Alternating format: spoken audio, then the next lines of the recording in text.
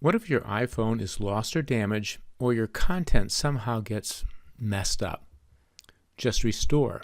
Log in, tap the sync circle, restore from backup, and notice that we have all of the copies every time you sync. Find the date that you think has the right content that you want to restore, select it, yes to confirm, and your content comes back. If you've been following, you'll see that our content looks like the old content, but we're missing a column. Yes, all of your data has been restored, but you'll need to stretch to additional columns. So select Edit, tap a cell, any cell, then Edit Board, and stretch columns by 1.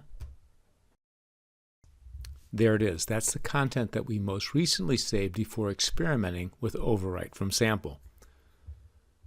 Now, let's sync to Workspace. In this case, we'll overwrite Workspace, and we'll be creating one more data set amongst all the data sets that you have, so that if ever you need to restore to get back to this point, the data is here. If you'll sync, we'll save your content.